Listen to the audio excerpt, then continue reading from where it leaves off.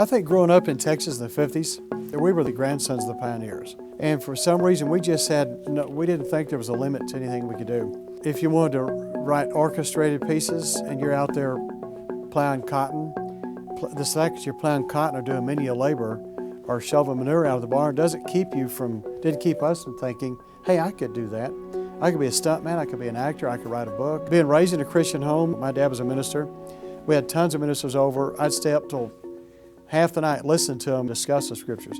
So I learned a lot. And my dad read all kinds of books, on the government, everything, anything. So I did too. Well, that gives you a broader perspective. And as an artist, if you don't have a worldview or you know anything, you really, you can't say much.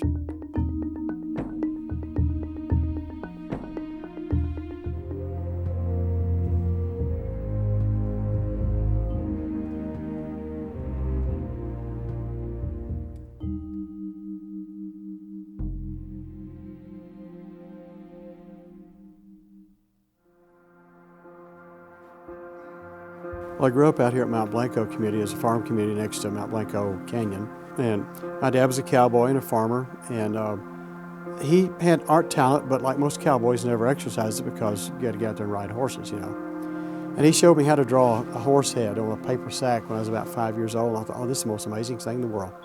So from then on, I drew horses just like he showed me. And then I went from there, and so constantly through all the grades, all through grade school and high school, I drew every minute of the day. So my mother discovered another artist over in Floydada who had gone to Colorado Institute of Art and went over there and looked at his portfolio. I said, yeah, that's it, letters and girls and dogs and clouds and things to make a living. So that's when I went to Colorado Institute of Art for 2 years. Best 2 years of my life. I really wanted to be an illustrator. I wanted to be a fashion illustrator, if you can believe that. Because long, tall girls with, pretty eyes and all that. President of school was Dane Clark from Floydada over here, actually. He says, no, you don't want to be you want to be a designer, trademarks and ads and things like that. So, okay. So I did, and I went to work with my folks there in the little church, and our dad was farming again. They moved to Iowa. So I got a job doing keychains, art on keychains, and started designing typefaces, and that kept me and my 55 Corvette alive. When my buddies got out of the Army, my art school buddy Joel Peck said, hey, let's go to California, man, land of opportunity. So, okay, let's go to LA.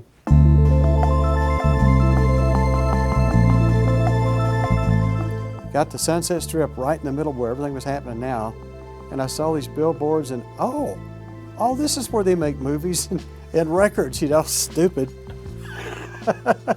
Then all these billboards, I looked at them and go, that is hand painted. That's a hand painted billboard with oil. I could do that.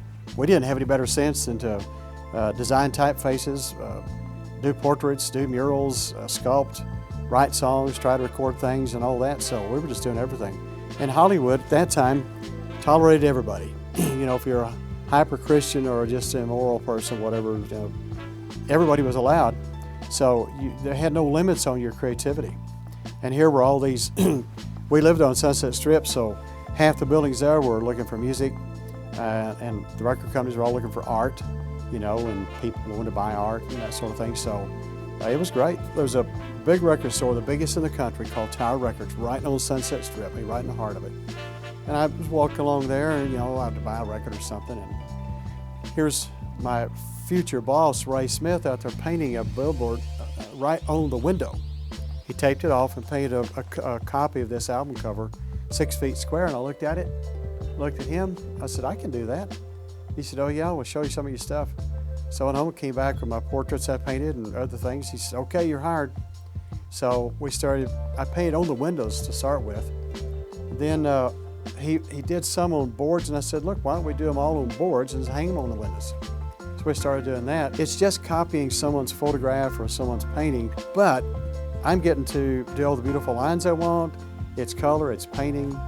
Even if you don't like a subject, like, you might not care for James Taylor over there, his face, whatever, but the lines in his hair can be beautiful. And the relationship between the little shine on his hair over here and his face, you can make that beautiful. And that's sort of the nature of being a good commercial artist. You don't have to be into the subject, you just have to understand it enough so that people that are appreciate it. But then on the other hand, make it good art so that people that don't care about the subject can appreciate the art. So to me, it was all art.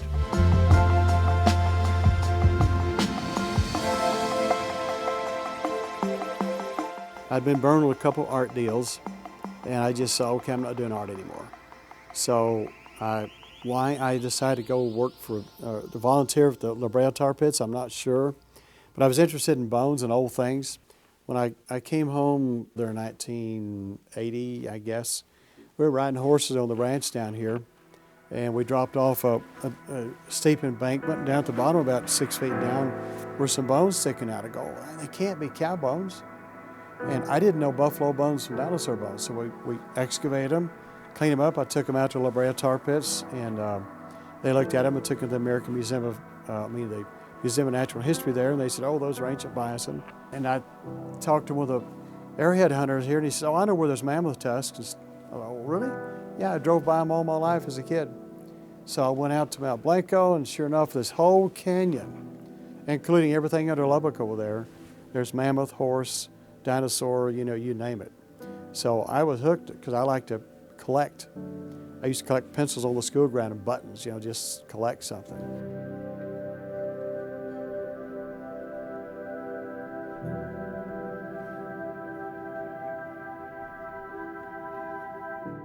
Well, it sort of starts in the field.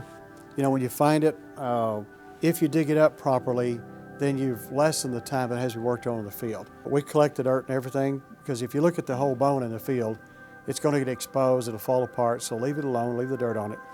So we bring it back in a big field jacket. We cut the top off the field jacket, one half carefully peel that back, and then start removing the dirt, the rock, whatever. And a lot of times the bones are so fragile that you have to remove an inch and harden an inch, remove an inch and harden an inch. Once I've got one half of the bone prepped, I'll mold that half. Turn it over, prep out the other side, mold that half. Now I've got the whole thing molded. I take the mold off, put a shipping jacket on there, turn it back over, do the same on the other side. So now the bone it's not been restored, but it's all been cleaned up. And so that's sort of the entire process. I was across the street over here, and I was just covered up in bones and molds. And I told somebody, I said, I gotta either quit or get a bigger place. So this building came up for sale, and somebody said, well, we'll buy it and we'll rent it to you. And then eventually my family came to own it. So we put all this stuff in. My brother Tom is not only a cowboy, a top cowboy, but he's also a carpenter and a welder and a painter, all that sort of stuff. So he made all the displays, and we basically did it as a family effort.